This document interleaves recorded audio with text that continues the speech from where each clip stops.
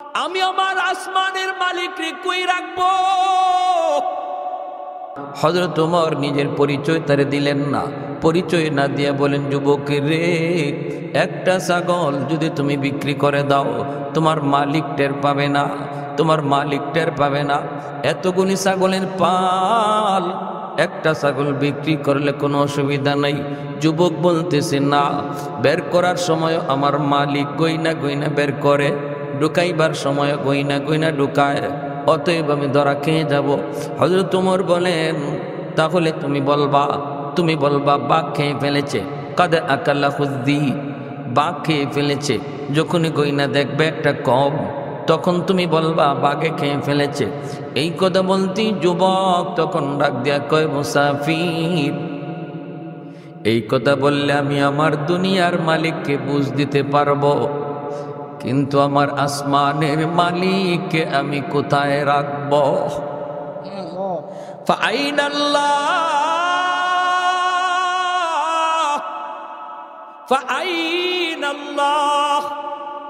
আমি আমার আসমানের মালিককে কই রাখবো? দুনিয়ার মালিককে বুঝ দিব, কিন্তু আমার আসল মালিককে কই রাখবো? এই কথা বলতে হযরত ওমর আল্লাহর কুদরতি কদমে সেজদায় পড়ে গেলেন। ও মালিক, বুঝলাম জমিন তুমি আরো কিছুদিন রাখবা, সুবহানাল্লাহ কর।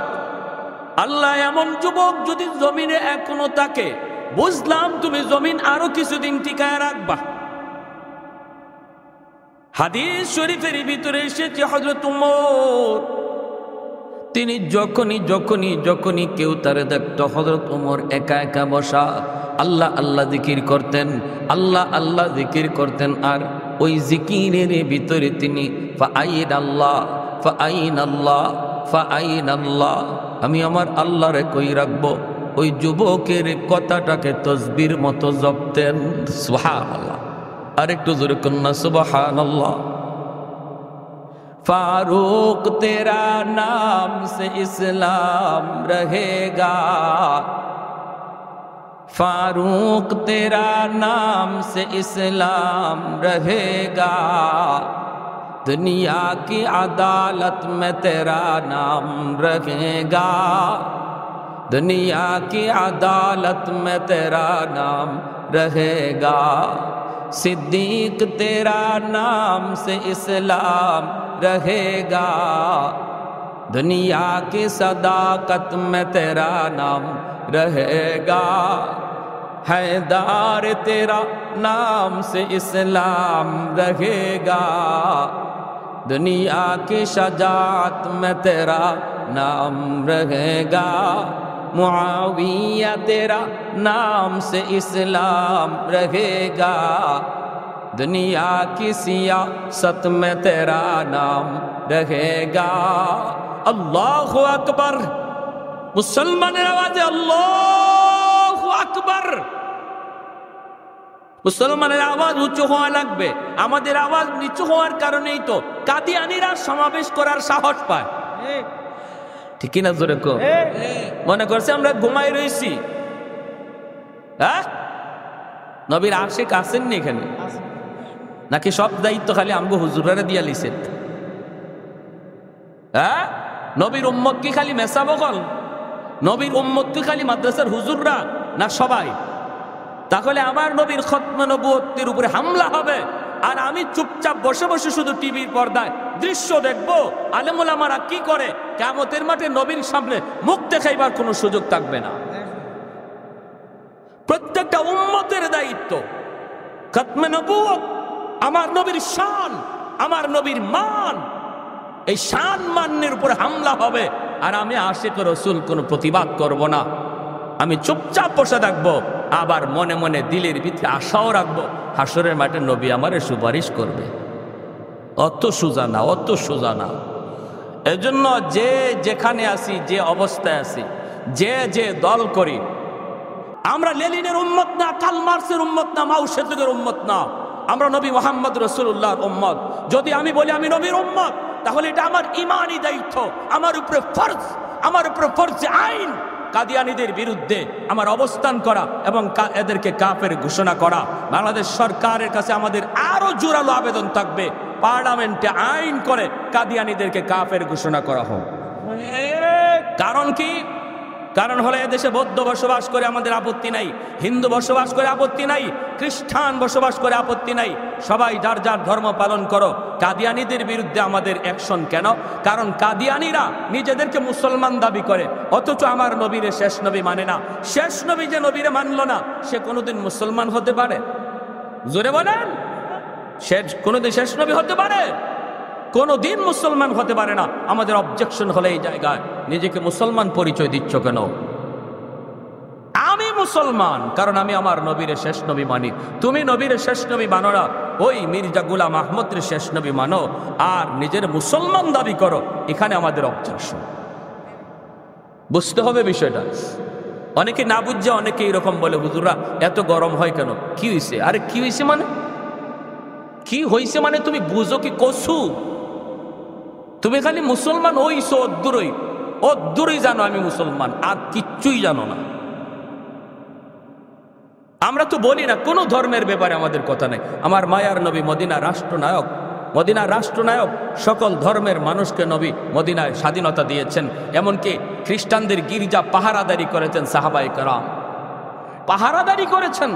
ইহুদিদের উপাসনালয় সাহাবীরা পাহারা দিয়েছেন, কোনো বাধা দেওয়া হয় নাই। ইসলামী শিকায়। কিন্তু তুমি আমার নবীর উপরে, নবীর খতমে নবুয়তে হামলা কইরা নিজের মুসলমান দাবি করবা, এটা মুসলমান কোনোদিন রক্তদাগতে বরদাস্ত করতে পারবে না, কোনোদিন পারবে না।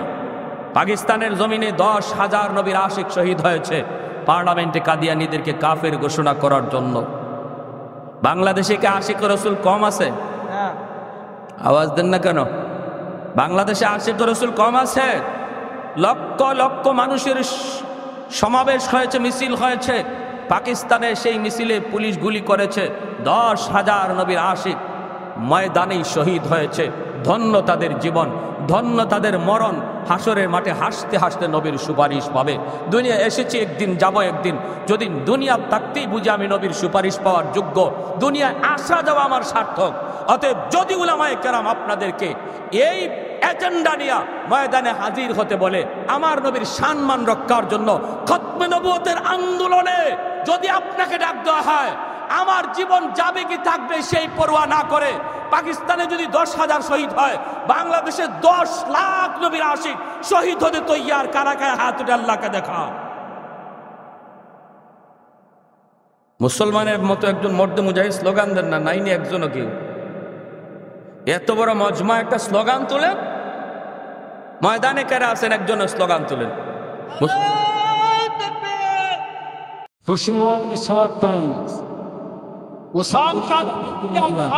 আইন চাই। কাফের কাফের সবাই কোন কাদিয়ানীরা কাফের, কাফের কাফের কাফের কাফের। সংসদে আইন চাই, নবীর পরে নবী নাই, নবীর পরে নবী নাই। আরো জোরে, সংসদে আইন চাই, নবীর পরে নবী নাই, নবীর পরে নবী নাই। এই আওয়াজটাও কিয়ামতের মাঠে আমার সাক্ষী হবে। নবীর সামনে বলবো, নবী গো, ময়দানে গলা ফাটাইয়া কইছি তোমার পরে কোনো নবী নাই। পারবো না ইনশাআল্লাহ। গায়ে যদ্দুর শক্তি আছে, গলায় যদ্দুর আওয়াজ আছে, আল্লাহরে সাক্ষী রাইখা নবীর পরে নবী নাই। হাত উঠান, হাত উঠান, নবীর পরে নবী নাই। সংসদে আইন চাই, সংসদে আইন চাই। কাফের কাফের কাফের কাফের। মাশাআল্লাহ, আল্লাহ কবুল করো, মঞ্জুর করো। প্যারে হাজিরিন, মনে রাখবেন, মনে রাখবেন আমার ভাই, সব জায়গায় লজ্জার কথা না, সব জায়গায় হাসার বিষয় না। কিছু কিছু জায়গা আছে আমার ইমানের সাথে সম্পর্ক, কিছু কিছু বিষয় আছে আমার ইমানের সাথে সম্পর্ক। আমরা কেউ এই কথা বলি না, আল্লাহ যে দল করি দলের উপরে যেন আমার মরণ হয়। সবাইকে আল্লাহ আমার মরণ যেন ঈমানের হালে হয়। তাহলে দল বড় না ইসলাম বড়? দল বড় না নবী বড়? নেতা বড় না নবী বড়? নবী বড়। কারণ এই কথা কেউ বলি না আমরা। আল্লাহ যে দল করি দলের উপরে যেন মরণ হয়, মরণ যেন ঈমানের হালে হয়।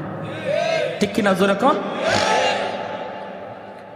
আমার ভাইয়েরা, বন্ধুরা, যুবক, এজন্য বলতেছিলাম আল্লাহ পাক রব্বুল আলামিন বলে, আলা ইন্না আউলিয়া আল্লাহ লা খাউফুন আলাইহিম ওয়ালা হুম ইয়াহজানুন। রব্বুল আলামিন কয়, এক নম্বর কাম হলো তোমার ঈমান লাগবে, দুই নম্বর কাম হলো আল্লাহর ভয় গুনাহ ছাড়া লাগবে। যে যুবক যৌবনে আল্লাহর ভয় গুনাহ ছেড়ে দেয়, ওই যুবকের কারণে আল্লাহ পাক আসমান জমিন টিকায় রাখে, রহমত আল্লাহ নাজিল করে। কেমনে? হাদিসে কুদসির মধ্যে আল্লাহ পাক বলেন, ইয়াউমিন ওয়াল আরদা ইয়াস্তাজিলু রাব্বাহু। আল্লাহ বলেন প্রতিদিন জমিন আল্লাহর কাছে আবদার করে, মালিক, ও মালিক, একটু অনুমতি দাও, আবতালিউ ইবনা আদম ফি কারি, আমি জালেমগুলিকে গিলে ফেলি। আর কত আমি জমিনের উপরে গুনাহ দেখব, আর কত জালেমের পায়ের আওয়াজ আমি শুনব, আর কত গুনার আওয়াজ শুনব, আর কত শুকরের পাঁচতলা বাড়ির লোড আমি জমিন নিব গো মালিক, অনুমতি দাও, এই পাঁচতলা বিল্ডিং আমি গিলে ফেলি, ওই শুকরকে আমি গিলে ফেলি, জিনাকুরকে গিলে ফেলি, বাপ মার সাথে বেয়াদবি করি নাফরমানরে গিলে ফেলি। মালিক, আর আমি সইতে পারি না। আসবিরু ইলা মাতা আসবিরু, আর কত আমি ধৈর্য ধরব। তুরস্কের জমিন 5 তলা 10 তলা বিল্ডিং গিলে ফেলেছে, সিরিয়ার জমিন গিলে ফেলেছে, 50,000 মানুষ এখনো মাটির নিচে। ভাইরে, একটু খেয়াল করে শোনো, শুধু তুরস্কের জমিন নয়, আল্লাহ পাক রব্বুল আলামিন বলে বাংলার জমিনও প্রতিদিন আল্লাহর কাছে আবদার করে, পাকিস্তানের জমিনও আল্লাহর কাছে আবদার করে। ওয়াল বাহরা ইয়াস্তাজিলু রাব্বাহু, আল্লাহ বলে শুধু তাই নয়, সাগর মহাসাগর গুলি আল্লাহর কাছে আবদার করি, মালিক, আমি সাগর আর কত গুনাহ দেখব। কক্সবাজার সমুদ্র সৈকত, নদীর পারে, সাগরের পারে আইসা জালেম কত জুলুম করে, কত গুনাহগার কত গুনাহ করে, আমি সাগর আর কত দেখব গো মালিক, আর সহ্য হয় না। ওই গুনাহগারের গুনার কারণে জমির নাপাক হয়ে গেছে। ও মালিক, অনুমতি দাও, আমি পানি পাক বানায়া দেই, একদম সব পাক বানায়া দেই। আল্লাহ পাক কইরে, জমিন থাম, এ জমিন আমি আল্লাহ ভালো করে দেখি। তোমরা যারা এই জমিন ধ্বংস করে দিতে চাও, আমি আল্লাহ ভালো করে দেখি এই জমিনে কেমন অন্যায় হয়, কেমন অত্যাচার হয়, কেমন জুলুম হয়। আমি আল্লাহ দেখি কি পরিমাণ গুনাহ হয়। এরপরও কেন জমিন ধ্বংস করতে দেই না জানোনি? কারণ এই জমিনের মানুষগুলিকে আমি আল্লাহ বড় আদর করে বানাইছি। আসমান আল্লাহ বানাইছেন কুন ফায়াকুন বইলা, জমিন আল্লাহ বানাইছেন কুন ফায়াকুন বইলা, ফেরেশতাও আল্লাহ বানাইছেন কুন ফায়াকুন বইলা। কিন্তু আমারে আপনারে আল্লাহ পাক কুন ফায়াকুন বইলা বানায় নাই। আল্লাহ আমারে আপনারে বানাইছে খলাকতু বিয়াদাইয়া। আল্লাহ বলেন আমি আমার নিজের হাত দিয়া বানাইছি। কারণ এই চেহারার মধ্যে এত দামি কপাল, এই কপাল দিয়া বান্দা আমার কুদরতি কদমে সেজদা দেয়। এই কপাল ফেরেশতাদের হাতে বানাইলে হয় না, এই কপাল কুন ফায়াকুন বললে হয় না। এই কপাল আমি আল্লাহ নিজের হাতে বানাইছি। এজন্য আল্লাহ পাক কইয়ে, রে জমিন থাম, আমি আল্লাহ ভালো করে দেখতেছি। এরপরও কেন ধরি না জানোনি?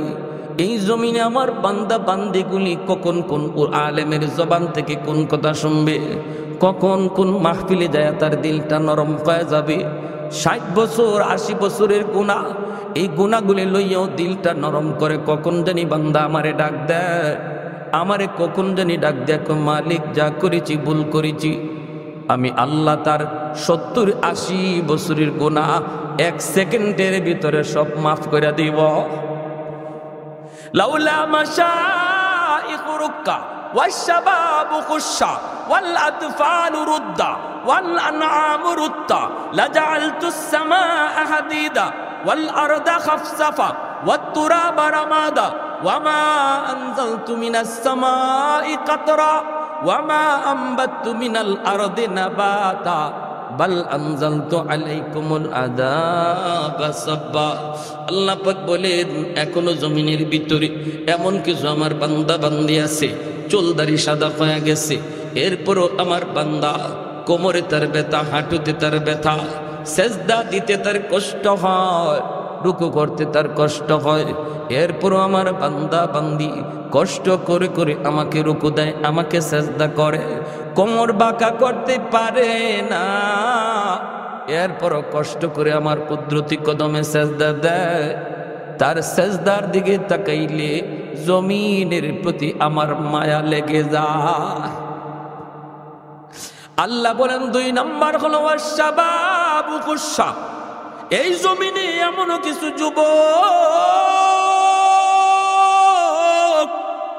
এমনও কিছু যুবক যৌবনের পাগলামি করে না। যৌবনে তার মসজিদে পাওয়া যায়, যৌবনে পাগলামি করে না, গুনার আসরে যায় না, ওয়াজ মাহফিলে পাওয়া যায়।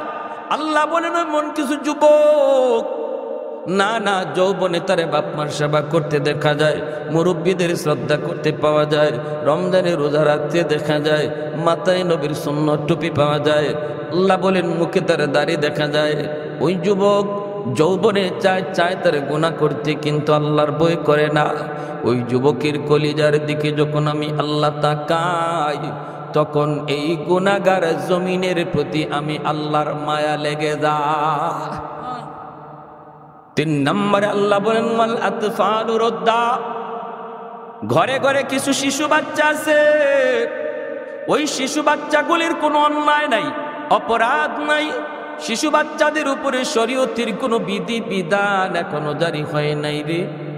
যখনই জমিনে গুনাহ আসতে চায়, তার বাবার গুনার কারণে আযাব আসে, তার মায়ের গুনার কারণে আযাব আসে, ওই আযাবের ভিতরে শিশু বাচ্চাটাও পড়ে যায়। অথচ বাচ্চাটার কোনো অন্যায় নাই, কোনো অপরাধ নাই, তার উপরে হালাল হারাম নাই, বিধি বিধান নাই। গুনাহ করেছে তার মা, গুনাহ করেছে তার বাবা। এই গুনার কারণে যখনই জমিনে আযাব আর গজব আসতে চায়, শিশু বাচ্চাটাও যখন গজবে পইরা টুট ভাঙ্গা আমি আল্লাহর দিকে তাকায় কান্দে, ওই কান্নার দিকে তাকাইলে আমি আল্লাহর রহমত গজবের আগে চলে যায়। ইন্না রাহমাতি সাবাকাত আলা গযাবি, আমার রহমত তখন গজবের আগে চলে যায়। 4 নম্বরে আল্লাহ বলেন হায়ওয়ানাত, পশু পাখিগুলির উপরে শরীয়তের কোনো বিধি বিধান আমি আল্লাহ দেই নাই। গরু ছাগলের উপরে কোনো নামাজ নাই, রোজা নাই, গরু ছাগলের উপরে কোনো বিধি বিধান নাই। যখনই আসমানি গজব আসে, জমিনি গজব আসে, গরু ছাগল হাঁস মুরগিগুলি এরাও তখন গজবে পইরা যায়। অথচ এদের কোনো অন্যায় ছিল না, কোনো গুনাহ ছিল না। এদের দিকে তাকাইলো আমি আল্লাহ, জমিনের প্রতি আমার মায়া লেগে যায়। এজন্য হাইওয়ানাতগুলির অকারণে মারবেন না, গরুটারে অকারণে পিটাইবেন না, কষ্ট দিবেন না। কারণ যদিও এরা হাইওয়ান, ওই হাইওয়ানগুলির উসিলায় আল্লাহ তোমাকে আমাকে আল্লাহ টিকায় রাখছে। বাচ্চাগুলির আদর কইরো রে যুবক, ছোট ছোট বাচ্চাগুলির মায়া কইরা আদর কই, ধমক দিও না, মারধর কইরো না। যেই করে একটা শিশু বাচ্চা আছে, নবীর হাদিস, ওই শিশু বাচ্চার উসিলায় আল্লাহ ঘরের মানুষে খাওয়ায়। ওই শিশু বাচ্চাদের উসিলায় আল্লাহ এখনো রিজিকের ব্যবস্থা করে, এখনো জমিন থেকে ফুল ফল হয়, এখনো আসমান থেকে বৃষ্টি নাজিল হয়। এজন্য শিশু বাচ্চাগুলি এরা মাসুম, এরা নিষ্পাপ, এরা মাসুম, এরা ফেরেশতা সমতুল্য। না না, দুষ্টামি করলে তুমি একটু হজম করার মাদ্দা রাখো। বিশেষ করে মাদ্রাসার ছোট ছোট বাচ্চাগুলি, যদি ওরা মাদ্রাসায় পড়ে, কেন পড়ে? কয় আমার মালিকের কালাম সিনায় নেয়। এমনি তো ওরা আল্লাহর কাছে বড় দামি, এমনিতে তো ওরা আল্লাহর কাছে বড় দামি। আরও যদি ছোট্ট হয়, আরও যদি অবুঝ হয়, নিষ্পাপ হয়, তাহলে কত দামি আল্লাহর কাছে, কত দামি। এজন্য শিশু বাচ্চাদেরকে আদর করবেন, মায়া করবেন। আমার ভাইরা, বৃদ্ধ বাবাজিদের সাথে কখনো কখনো তোমরা বেয়াদবি করবা না। যার চুল দাড়ি পেকে গেছে, গায়ে তার শক্তি কমে গেছে, তার সাথেও বেয়াদবি করবা না, বেয়াদবি করবা না। কারণ মুরব্বীর মর্যাদা আল্লাহর কাছে অনেক বেশি। যখনই একজন মানুষ মুরব্বী হয়ে যায়, আল্লাহ তারে সম্মান করে। সুবহানাল্লাহ। আল্লাহর বান্দা যখন হাত বাড়ায় রে, খালি হাতে তারে ফিরাই দিতে আল্লাহর লজ্জা লাগে। এজন্যই তো হযরত আলী রাদিয়াল্লাহু তাআলা আনহু তিনি একদিন মসজিদে নববীতে নামাজ পড়তে বের হয়েছেন। মসজিদে নববীর ইমাম আমার আপনার নবী, রহমতের নবী, নামাজে শরীক হবেন হযরত আলী। ঘর থেকে তিনি বের হয়েছেন, মসজিদে নববীতে যাবেন। যাওয়ার রাস্তা একটা গলিপথ, এই গলিপথ দিয়ে হযরত আলী যাবেন। কিন্তু এত চিকন গলি, একজন মানুষ গেলে আর একজন ওই দিক থেকে আসতে পারে না, এত চিকন গলি। হযরত আলী গলিতে ঢুকে দেখেন একজন মুরব্বী মানুষ কোমর বাঁকা হয়ে গেছে, লাঠিতে বর দিয়ে হাঁটে। এই সময়টা তোমার আপনার জীবনও আসেনি না নাই? সামনের জীবন লাঠিতে বর দিয়া মানুষটা বাঁকা হয়ে যায়। হযরত আলী চিন্তায় পড়ে গেলেন, আমি যদি মায়ার নবীকে প্রথম রাকাতেই ধরতে হয় গো, তাহলে এই বৃদ্ধ মানুষটারে একটু চাপ দিতে হয়, অথবা ওনার একটু কষ্ট দিতে হয়। এতটুকু বলতে হয়, চাচা একটু সাইড দেন, এতটুকু বলতে হয়। কিন্তু হযরত আলী চিন্তায় পড়ে গেলেন, আমি কি মুরব্বী মানুষে এতটুকু কষ্ট দিমু, নাকি আমি তার পিছনে হাঁটবো? কারণ মুরব্বী হওয়ার খাতিরে সে আল্লাহর কাছে সম্মানী। আল্লাহ যারে সম্মান দেয় গো, আমি আলীও তারে সম্মান দিব। প্রয়োজনে আমার এক রাকাত যদি নবীর সাথে না পাই ছুটে যাক, তবু আমি আল্লাহ যারে সম্মান দেয় তারে সম্মান দিব। এই মনে কইরা হযরত আলী পিছনে তিনি আসতেছেন। এই দিকে নামাজে নবী রুকুতে চলে গেলেন। যেই মাত্র নবী রুকুতে চলে গেলেন, এমনি আল্লাহ পাক জিব্রাইলে আমিনকে আমার আপনার নবীর কাছে পাঠায়া দিলেন। হযরত আলী রাদিয়াল্লাহু তাআলা আনহু ওই আমলের উপরে আল্লাহ এত খুশি হয়েছে। আল্লাহ জিব্রাইল পাঠায়, আল্লাহ কই বন্ধু রুকু থেকে মাথা উঠাইও না,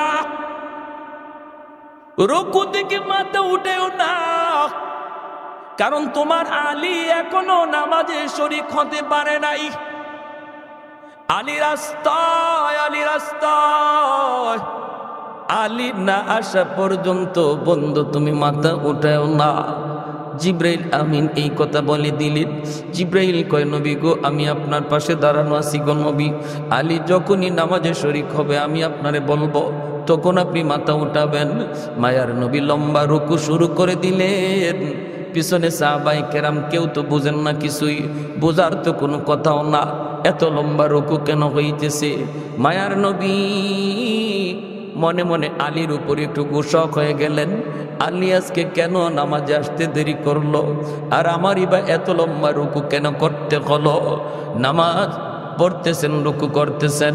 এরপরে হযরত আলী মসজিদে নববীতে ঢুইকা আমার মায়ার নবীর সাথে রুকুতে শরীক হলেন, রাকাত পেয়ে গেলেন। রুকু পাওয়া মানে রাকাত পাওয়া। সেজদায় যদি আপনি যান, রাকাত পাওয়া হলো না রে যুবক। অনেক মানুষ আছে রুকু পাওয়ার না পরে রুকু না পাইল নিজে রুকু ফইরা কয় রাকাত পাইছে, পরে এক রাকাত পরেও না। নিজে রুকু করলে রাকাত পাওয়া হয়?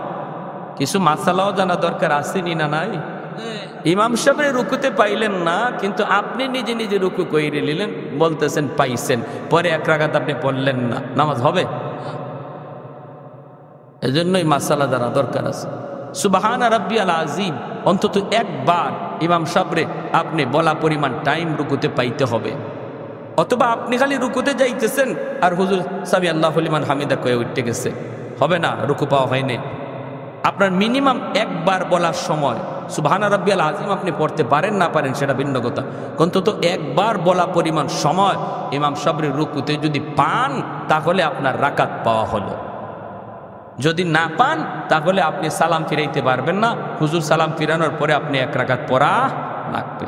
বুঝে আসছে ভাই? হযরত আলী তিনি তো মায়ার নবীর রুকুতে পাইলেন। এইবার নামাজ শেষ হওয়ার পর আল্লাহর নবী মিম্বরে বইসা ডাক দিলেন, আলী এইদিকে আসো।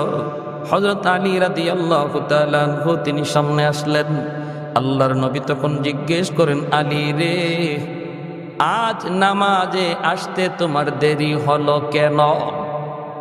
ভিতরি ভিতরি একটু মন বেজারো নবীজি, একটু গুসান আসেনি না নাই? তোমার কারণে আমার নামাজে রুকুর মাঝে হ্যাং করে রয়েছি অত সময়। সাহাবিরও পিছনে তারাও ভাবতেছেন যে এত লম্বা রুকু, অন্যদিন তো এত লম্বা হয় না, নবীও রুকুতে মাথা উঠাইতে পারেন না। নবীজি তো একটু মনে মনে আলীর প্রতি গুসা, এ আলী, আজ নামাজে আসতে দেরি করলা কেন? হযরত আলী রাদিয়াল্লাহু তাআলা আনহু বলে, কই গো নবী, বেশি দেরি তো হয় নাই, আমি আপনারে রুকুতে পাইছি। আল্লাহ নবী বলে, আলী রুকু কেমনে পাইছো, হুশ আসেনি? বলে এটা কি? ও আলী, জিব্রাইল আমারে মাথা তুলতে দেয় নাই, জিব্রাইল আমারে রুকু থেকে মাথা তুলতে দেয় নাই, কারণ তুমি রাস্তা। হযরত আলী রাদিয়াল্লাহু তাআলা অবাক হয়ে গেলেন, বলতেছেন, ইয়া রাসূলুল্লাহ, ওগো নবী, আমি বুঝতে পারি নাই গো নবী, এত বড় কাণ্ড ঘটে গেছে। নবী বলে, আলী কও দেখি, ঘর থেকে বের হইতে কি হয়েছে একটু কও। হযরত আলী তখন বলে, ইয়া রাসূলুল্লাহ, আমি তো নির্ধারিত সময় বের হয়েছি গো নবী, কিন্তু গলিপথে আইসা দেখি একজন মুরব্বী মানুষ, এই মুরব্বী মানুষ লাঠিতে বর দিয়া আমার আগে গলি পার হইতেছে। এখন আমি কি করি?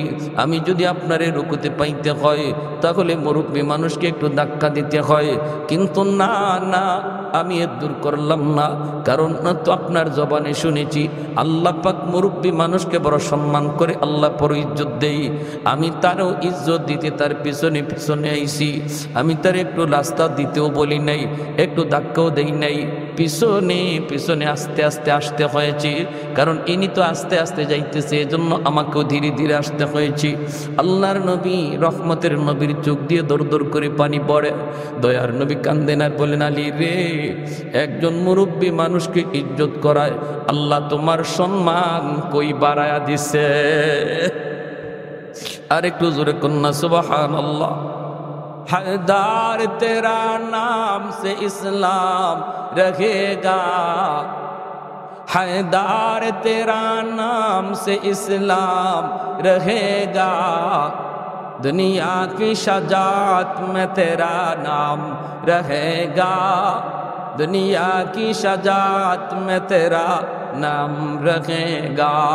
একটু জোরে সুরে কোন আল্লাহু আকবার, আর একটু জোরে কোন আল্লাহু আকবার।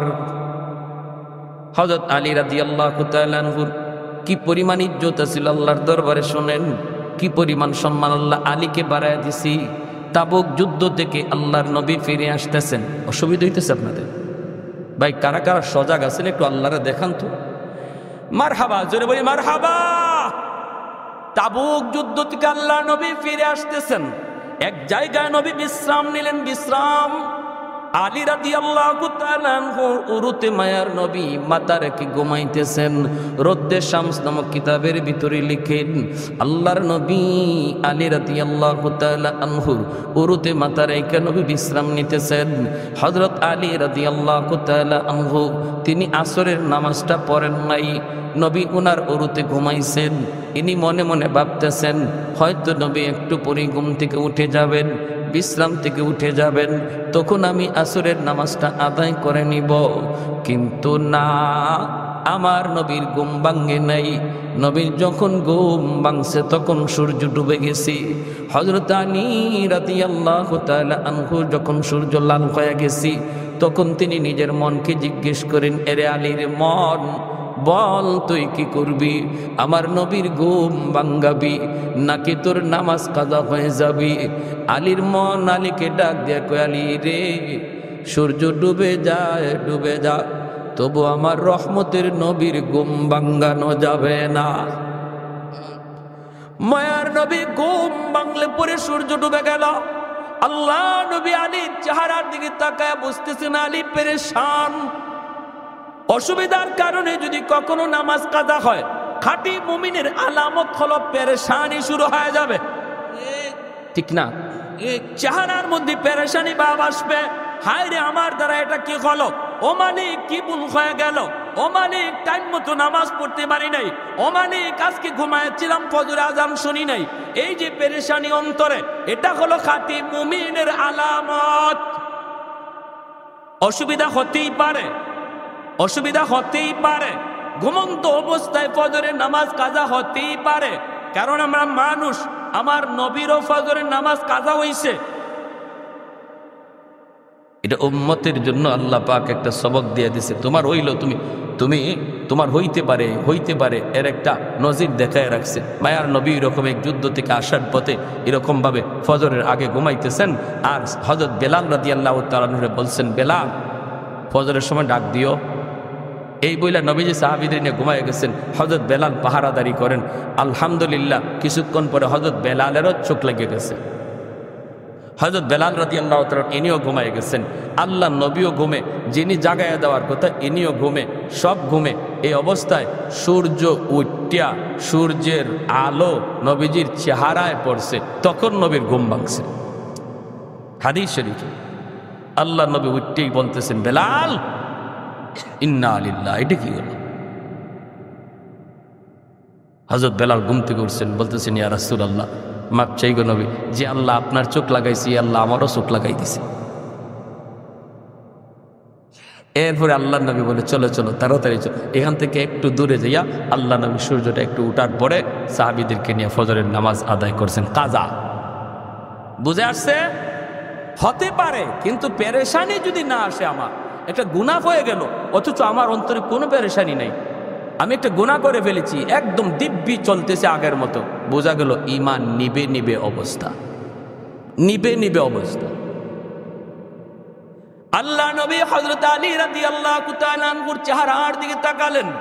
তাকায় নবী পেরেশানি দেখে বুঝতেছেন, আলী কি হয়েছে রে আলী? মনে হয় আসরের নামাজ পড়তে পারো নাই। এমনি হযরত আলী বলে, ইয়া রাসূলুল্লাহ, আমি মনে করেছিলাম আপনি উঠে যাবেন, কিন্তু আপনার ঘুম লেগে গেছে গো নবী।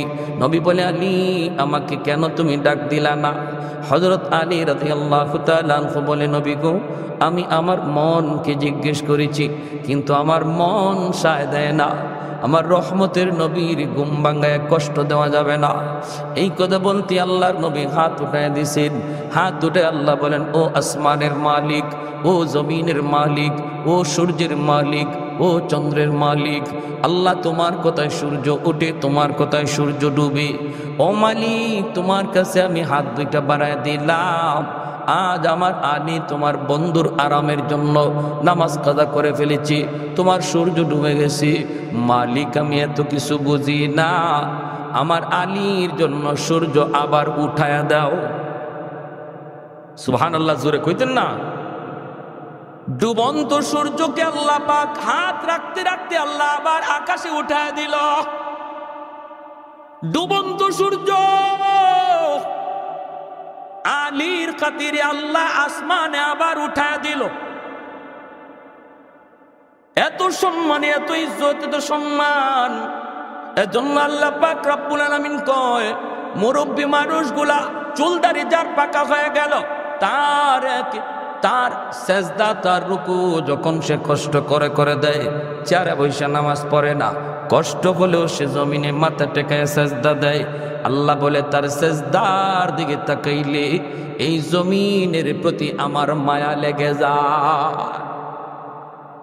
যেই যুবক যৌবনে আল্লাহর গোলামি করবে, এই যুবক যখন বৃদ্ধ বয়সে উপনীত হবে, আল্লাহ বৃদ্ধ বয়সে তার সম্মান আল্লাহ বাড়ায় দিবে। কেমনে সম্মান বাড়ায় দিবে? ইল্লাল্লাযীনা আমানু ওয়া আমিলুস সালিহাত ফালাহুম আজরুন গায়রু মামনুন। সূরাতুত তিনের মধ্যে আল্লাহ পাক কসম খেয়ে বলেন, ওই যুবক যৌবনে যখন আল্লাহকে ডরায়, যৌবনে যখন মসজিদে যে জামাত পড়ে, যৌবনে যখন সে আল্লাহর গোলামি করে, বৃদ্ধ বয়সে পারবে না, গায়ে শক্তি নাই, মসজিদে আসতে গেলে সে আসতে পারবে না।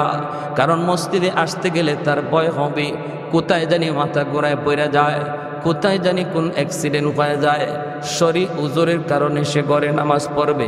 রব্বুল আলামিন ফেরেশতাদেরকে বলবেন, ফেরেশতারা আমার বান্দার যৌবনের ফাইলটা আমি আল্লাহকে দেখাও। যৌবনের ফাইলটা আল্লাহ পাক উল্টায় কইব, দেখ যৌবনে আমার বান্দারে মসজিদে নামাজ পড়তে দেখা যায়, আজ আমি আল্লাহ তারে বৃদ্ধ বানাইছি। যদি তার আজও গায়ে শক্তি থাকতো, আজও মসজিদে যাইতো, এখন সে মসজিদে যাইতে পারে না, ঘরে নামাজ পড়তেছে। এ ফেরেশতা শোনো, যৌবনে মসজিদে যাওয়ার সওয়াব তার আমল নামায় উঠায় দাও। ঘরে নামাজ পড়বে কিন্তু জামাতের সওয়াব পাবে।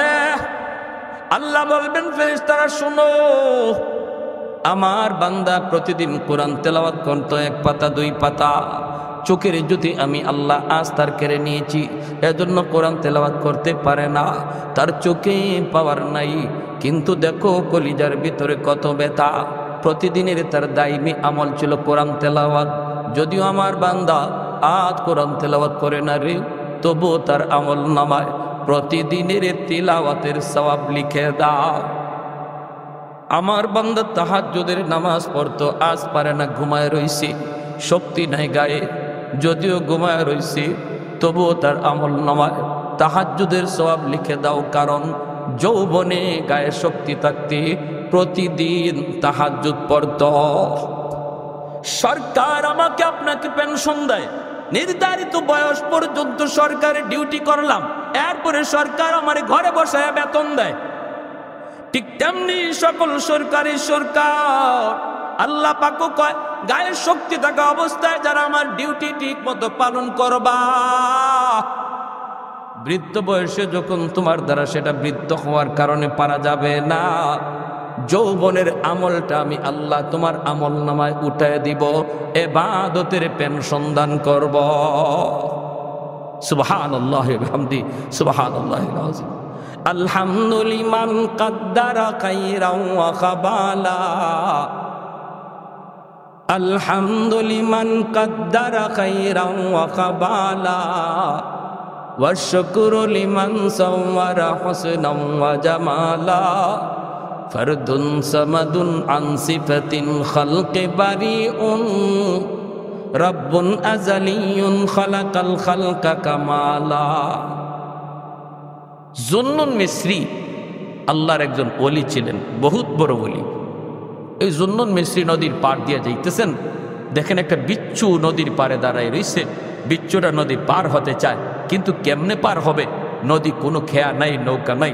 জুন্নুন মিসরি কয়, দেখি বিচ্ছু কেমনে পার হয় নদী। হঠাৎ করে দেখেন পানির নিচ থেকে একটা কচ্ছপ পানির উপরে আসলো, আর নদীর কিনারায় ভাসতেই বিচ্ছুটা লাফ দিয়া কচ্ছপের পিঠে বসলো, আর কচ্ছপটারে আল্লাহ খেয়া বানায়া নদী পার করে দিল।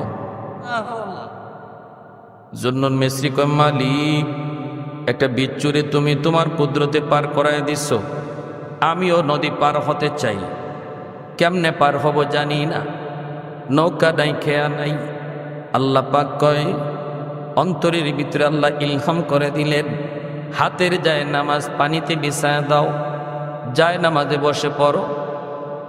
জুন্নুন মিসরি যায় নামাজে বসে পড়লেন, আল্লাহ পাক যায় নামাজে বসায় নদী পার করায় দিলেন। এই ক্ষমতা আল্লাহর আছে না নাই? কারামাতুল আউলিয়াই হাক্কুন, ওলি আল্লাহদের কারামত হক, এটা আমাদের আকীদা বিশ্বাস। কারণ ওলিরা নিজের ক্ষমতায় কিছু করে না, ওলিদের দ্বারা অসম্ভব যা সম্ভব হয় করায় কে?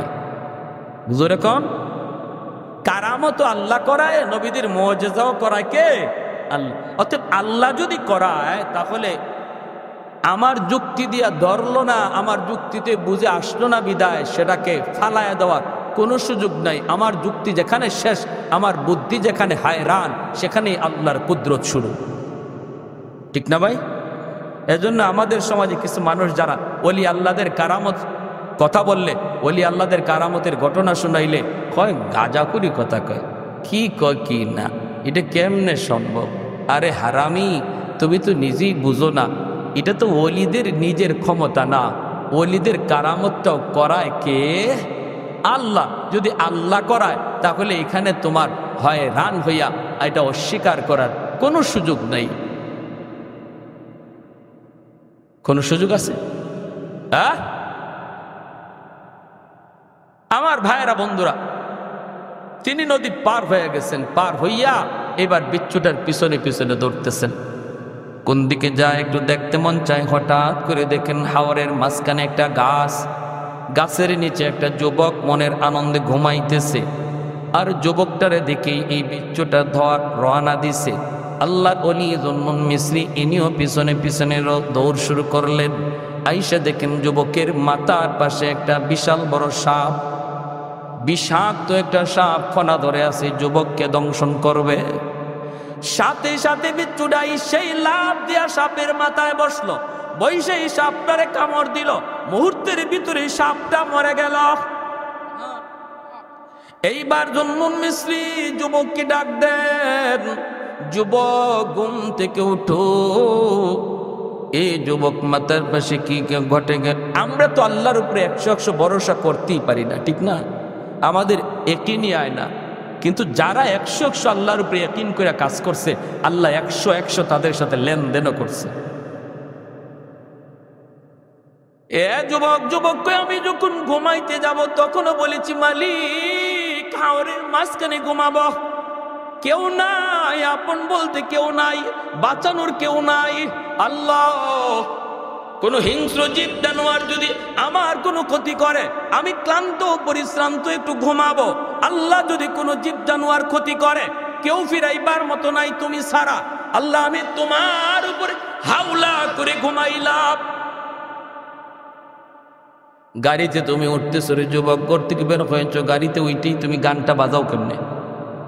গাড়িতে ওইটাই তুমি গানটা কেমনে বাজাইলা? ইয়ারফোনটা কেমনে কানে ঢুকাইলা? হাওয়ার উপরে গাড়িটা চলতেছে, কোথায় জানি অ্যাক্সিডেন্ট হয় কেউ জানে না। ভরসা করার কথা ছিল তোমার আল্লাহর উপর, নাম নেওয়ার কথা ছিল আল্লাহর উপর। আল্লাহকে বান্দাও, আমার উপর 100% ভরসা করে তুমি যা করবা, আমি আল্লাহ তোমার সাথে 100% লেনদেন করব। সুবহানাল্লাহ ওয়া বিহামদি, সুবহানাল্লাহিল আযীম।